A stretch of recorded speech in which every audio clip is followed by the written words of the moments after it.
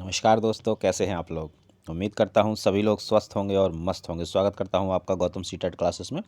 चलिए मित्रों, आज की क्लास की बात करते हैं। आज जो अभी हमारी रीट की क्लास है, रीट लेवल, क्योंकि रीट आने वाला है 25 अप्रैल को इसका पेपर है। और देखिए दोस्तों, अगर मैं रीट की बात करूँ तो रीट एक जॉब का एग्ज़ाम है। यानी कि अगर आप रीट को क्वालिफाई कर लेते हैं तो आपके हाथ नौकरी लग जाएगी। और भाई आज के टाइम में नौकरी मिलना बड़ा ही मुश्किल काम है। सारी चीज़ तो होती जा रही है प्राइवेट। तो बहुत अच्छा मौका है कि आप रीट को क्वालिफाई कर लें, और इसके लिए आपको जी तोड़ मेहनत करनी पड़ेगी। कम से कम 120 स्कोर करना पड़ेगा, तब जाके आप रीट को क्वालिफाई करेंगे। तो दोस्तों, मेरी तरफ से मेरे चैनल पे जो रीट की तैयारी कराई जाएगी उसमें मैं प्रयास करूँगा कि ज़्यादा से ज़्यादा आपको MCQs करवाऊँ, क्योंकि यही पेपर में आएंगे। इनके साथ ही आपको लड़ाई लड़नी है। तो इसी के लिए मैं आपको तैयार कराऊंगा, और मैं आपको गारंटी देता हूं कि 50% जो मैं कराऊंगा इसमें से ही आएगा। इसलिए आप बहुत ध्यान से मेरी क्लासेस को देखें, और उसके नोट्स अगर आप बनाना चाहें तो जो क्लासेस हैं उसके नोट्स बना के उसको आप याद भी कर सकते हैं। तो आज हम क्या करेंगे, पर्यावरण अध्ययन में एक टॉपिक है सामाजिक बुराइयां, सोशल ईविल्स। इसके ऊपर आधारित 15 जो MCQs हैं वो मैं आपके लिए लेके आया हूँ। इसको हम लोग डिस्कस करेंगे और देखेंगे इनके क्या आंसर्स रहेंगे। तो दोस्तों, जुड़ जाइए गौतम सीटेट क्लासेस से। चैनल को कर दीजिए सब्सक्राइब, और नोटिफिकेशन जो बेल है उसको ऑन कर दीजिए, ताकि आपकी कोई भी क्लास छूटे ना बिल्कुल भी। क्योंकि अगर नोटिफिकेशन नहीं मिलेगा तो क्लास छूट जाएगी। क्लास छूट जाएगी तो फिर बहुत कुछ छूटता है। तो चलिए मित्रों, आज की क्लास की बात करते हैं। देखिए, सामाजिक बुराइयों में जो रीट है हमारा, रीट 2021 जो कि होने वाला है 25 अप्रैल को। अभी तक जो घोषित तिथि है वो 25 अप्रैल है। इसमें एक तो बाल श्रम, बाल विवाह, दहेज प्रथा, नशाखोरी, धूम्रपान और चोरी, ये आपकी 5 सामाजिक बुराइयां हैं जो आपके सिलेबस के अंदर है। तो इसी पर आधारित आज 15 क्वेश्चन मैं लेके आया हूँ। इसको हम लोग डिस्कस करेंगे, और इसमें जितने भी मैक्सिमम क्वेश्चन हो सकेंगे वो और अभी आएंगे तो उसको भी डिस्कस करेंगे। फिलहाल हम आज के 15 क्वेश्चंस डिस्कस करते हैं। पहला क्वेश्चन, राष्ट्रीय नारकोटिक्स ब्यूरो कहाँ स्थित है? नागपुर, इंदौर, मुंबई या दिल्ली? बताएं आंसर। तो दोस्तों, इसका आंसर है दिल्ली। नारकोटिक्स जो विभाग होते हैं, ये जो नशे से रिलेटेड चीज़ें होती हैं, इनका एक सरकारी संस्थान है जो इसके ऊपर जांच पड़ताल करता है, और जिसका जो मुख्यालय है वो दिल्ली में है। अगला प्रश्न देखेंगे, दहेज प्रथा पर प्रतिबंध लगाने हेतु देश में दहेज निरोधक अधिनियम कब लागू हुआ? 1 जनवरी 1961, 1 अप्रैल 1961, 20 मई 1961 या 5 जून 1961? तो देख लीजिए, इस तरह के प्रश्न आते हैं। कई बच्चे 61 याद करके चले जाएंगे तो उनका क्या होगा? कुछ नहीं हो सकता, क्योंकि चारों में 61 आ रहा है। अब आपको तारीख और महीना भी पता होना चाहिए। इतने डीप प्रश्न आते हैं, इसलिए इसकी तैयारी आपको बहुत अच्छे से करनी पड़ेगी। तो मित्रों, इसका आंसर है 20 मई 1961। बाद में क्या कहते हैं, 1984 में इसमें और संशोधन हुए थे। और दहेज में जो है, अब दहेज प्रथा आप जानती हो कि अगर दहेज प्रथा लग जाती है तो उसमें गैर जमानती वारंट इशू होता है, जिसके खिलाफ लगा होता है। तो बड़ा सख्त कानून है महिलाओं की सुरक्षा के लिए। अगला प्रश्न देखेंगे, शारदा एक्ट के तहत प्रारंभ में बालिकाओं की विवाह योग्य न्यूनतम आयु रखी गई थी। तो भई ये शारदा कमेटी एक बनी थी, जिसमें इन्होंने स्टार्टिंग में जो लड़कियों की उम्र थी, यानी कि कम से कम लड़की कितने साल की होनी चाहिए तब उसका विवाह किया जाएगा, तो 15 वर्ष, 14 वर्ष, 16 वर्ष या 18 वर्ष? तो इसका आंसर रहेगा भाई 14 वर्ष। यानी कि इसमें ये कहा गया था कि जो लड़कियां उनकी आयु कम से कम 14 साल होनी चाहिए, और जो बॉयज़ हैं, जो लड़के हैं, उनकी आयु कम से कम 18 साल होनी चाहिए शादी के वक्त।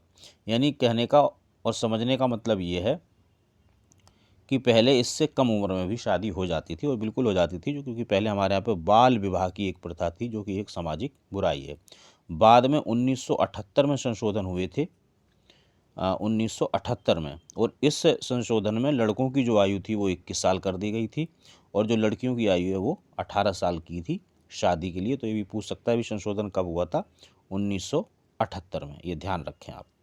अगला प्रश्न देखेंगे, बाल श्रमिकों की तादाद यानी कि संख्या ज़्यादा कहाँ है? ग्रामीण क्षेत्रों में, शहरी क्षेत्रों में, गांव व शहरों में बराबर है, या उपरोक्त में से कोई नहीं?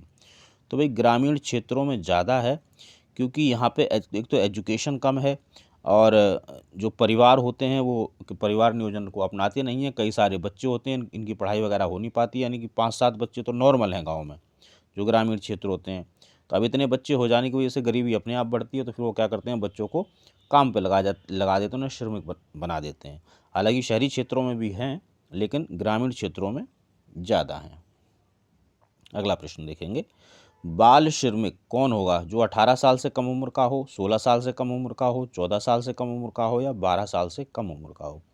तो भाई जो कानून है उसके हिसाब से जो बच्चा 14 साल से कम उम्र है बच्चे की, और वो काम कर रहा है और ऐसी जगह काम कर रहा है जो उसके लिए खतरनाक है, वो बाल श्रमिक होगा, और वो 14 साल से कम का होगा। क्योंकि 14 साल तक तो वैसे भी फ्री एंड कंपलसरी एजुकेशन है, तो 14 साल तक तो बच्चा पढ़ेगा, काम क्यों करेगा? अगर काम करेगा तो फिर वो बाल श्रमिक मजदूर कहा जाएगा। अगला प्रश्न देखेंगे, मादक पदार्थों के आदि व्यक्ति से इनकी लत छुड़ाने हेतु निम्न में से कौन सा कार्य करना चाहिए? यानी कि जिस बच्चे को या व्यक्ति को मादक पदार्थ यानी कि नशीली चीज़ों को लेने की आदत पड़ गई है, अगर उसकी लत छुड़ानी है तो उसके लिए हमें क्या करना चाहिए? इनके दुष्परिणामों के बारे में व्यापक जानकारी देनी चाहिए। यानी कि अगर कोई बच्चा या कोई प्रौढ़ जो अडल्ट है वो मादक पदार्थों का सेवन कर रहा है, तो उसे बताना चाहिए कि भाई इसके क्या क्या दुष्परिणाम हो सकते हैं। डॉक्टर की सहायता लेनी चाहिए। उनके पुनर्वास की व्यवस्था की जानी चाहिए। पुनर्वास का यहाँ मतलब ये है कि भाई ये नशा करते करते लोग नशा करते करते अपना सब कुछ बर्बाद कर देते हैं, घर बेच देते हैं, बर्तन तक बेच देते हैं, बच्चों तक को बेच देते हैं, तो उनके पास कुछ बचता नहीं है। तो इसलिए भी फिर वो सोचते हैं कि अब तो कुछ है नहीं, नशा ही करो ससुरा, और कुछ मत करो। तो उनके पुनर्वास की व्यवस्था भी होनी चाहिए। तो ये तीनों ही बातें ठीक हैं, यानी कि आंसर होगा 4th। अगला प्रश्न देखेंगे, बाल विवाह निरोध अधिनियम के तहत बाल विवाह के लिए दोषी व्यक्तियों के लिए कितनी सज़ा का प्रावधान है? यानी कि जो बाल विवाह कर देते हैं। अब आज के टाइम में तो बाल विवाह का मतलब है कि लड़की 18 साल से अगर कम है और लड़का 21 साल से कम है तो वो बाल विवाह ही माना जाएगा। तो अगर ऐसा होता है तो जो उनके अभिभावक हैं या जो शादी करवाने वाले लोग हैं उनके लिए सज़ा क्या होगी? पहला है 1 लाख रुपये जुर्माना, 2 वर्ष की सज़ा, 5 लाख जुर्माना, 2 वर्ष की सज़ा, या पहला और दूसरा दोनों। तो भाई 7वें का आंसर होगा डी। अगर बाल विवाह होता है तो जो लोग बाल विवाह करवा रहे हैं उनको 1 लाख रुपए तक का जुर्माना और 2 साल तक की कैद हो सकती है। अगला प्रश्न देखेंगे, दहेज क्या होता है भाई? देख लेते हैं।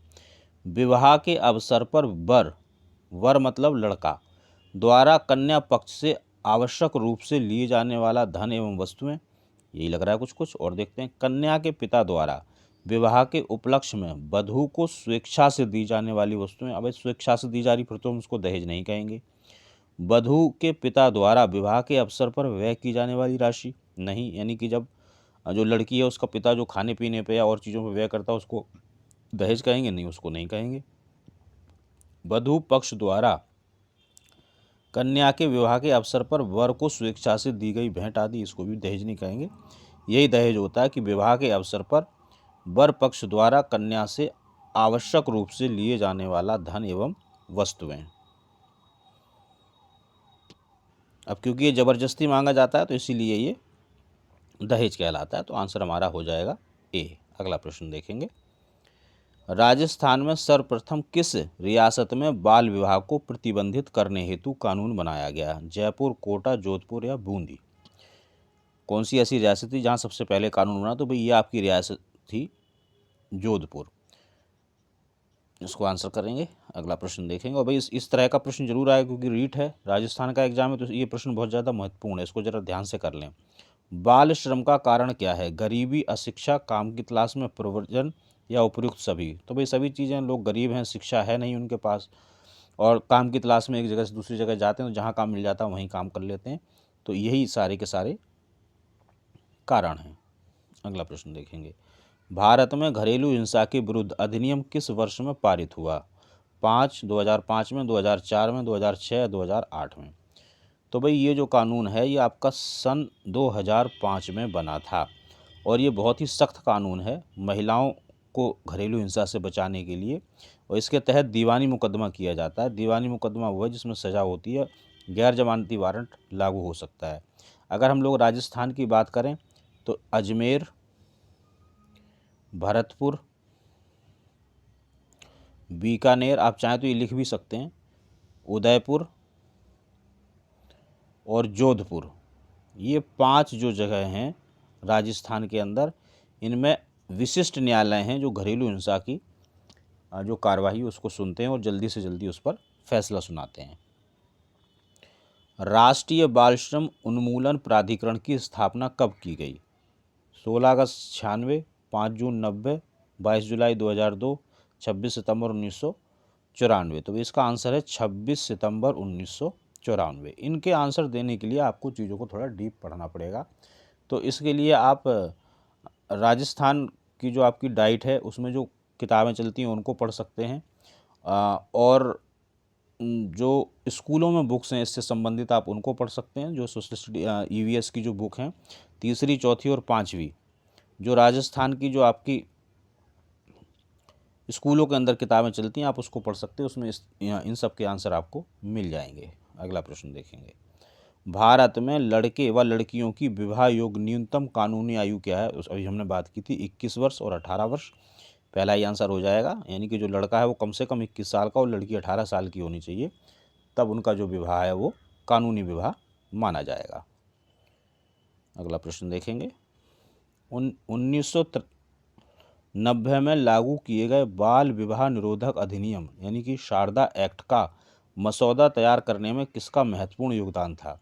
तो भाई शारदा एक्ट इसीलिए था क्योंकि उसमें हरविलास शारदा उसके जो अध्यक्ष थे। अच्छा, शारदा से कई लोग समझते हैं कि ये लेडी थी, लेकिन लेडी नहीं थी, ये पुरुष ही थे और अध्यक्ष थे उस कमेटी के, जिसमें ये लागू हुआ था नियम। जैसा कि हमने बात किया था, इसमें सबसे पहले लड़कियों की जो कम से कम उम्र है वो 14 और लड़कों की 18 की गई थी। इसके बाद 1978 में संशोधन हुए जिसमें 21 और 18 कर दी गई, बॉयज़ के लिए 21 और लड़कियों के लिए 18 साल न्यूनतम आयु। अगला प्रश्न देखेंगे, अत्यधिक खतरनाक मादक दवाओं की लत को छुड़ाने हेतु प्रयुक्त स्वापक दवाएं कौन सी हैं? देखिए, ये स्वापक ही होते हैं, ये अफीम से बनाई जो अफीम होता है, अफीम या अफीम जैसा ना जो नशा करती हैं जो दवाएं, वो स्वापक दवाएं होती हैं। तो वो होता है ना, जहर को जहर काटता है, तो उसी तरह की जो दवाएं होती हैं जो आपका लत छुड़ाने के लिए काम आती हैं, मादक दवाओं की लत। तो मीथेडीन और पैथिडीन ये दोनों ही दवाएँ हैं जो इस काम में प्रयुक्त की जाती हैं। तो मित्रों, आज के ये 15 सवाल थे। मैं उम्मीद करता हूँ कि आपके जवाब 15/15 रहे हों, लेकिन अगर नहीं भी रहे तो कोई बात नहीं, फिर भी आप मुझे कमेंट करके ज़रूर बताएं कि आपका स्कोर क्या रहा। इससे आपको पता रहेगा कि आपकी तैयारी कितनी हो रही है और आपको अभी कितनी और तैयारी करनी हो। प्लीज़ इसकी तैयारी करो, बहुत ही ज़्यादा इम्पोर्टेंट एग्ज़ाम है ये रीट का। इससे आपको सीधी सीधी नौकरी मिलेगी। ये सीटेट या यूपीटेट की तरह नहीं है, ये नौकरी वाला एग्ज़ाम है। तो मित्रों, इसके अलावा भी अगर आपकी कोई क्वेरी है तो आप इस नंबर पर मुझे व्हाट्सएप के माध्यम से जुड़ सकते हैं। वैसे तो मैं कहूँगा कि आप कमेंट में ही अपनी क्वेरी कर लें। कमेंट में क्वेरी करने से फ़ायदा ये होता है, अगर किसी और बच्चे की भी वो कमेंट पढ़ेगा तो उसको भी मतलब उसकी जो सवाल है उनका आंसर मिल जाएगा, उसको मुझे मैसेज नहीं करना पड़ेगा। क्योंकि पर्सनली बहुत लोगों के जब मैसेज आते हैं तो मैं कई बार जवाब भी नहीं दे पाता हूँ। लेकिन अगर मैं कमेंट में एक बंदे को जवाब दूंगा तो उसको कोई भी पढ़ के अपनी क्वेरी को ठीक कर सकता है। तो दोस्तों, चैनल को सब्सक्राइब कर दीजिए, लाइक कर दीजिए और शेयर करते रहो, ताकि सभी को इसका फ़ायदा होना चाहिए। मिलेंगे हम लोग अगली क्लास में, तब तक आप सभी लोग मेहनत करते रहिए, स्वस्थ रहिए और मस्त रहिए।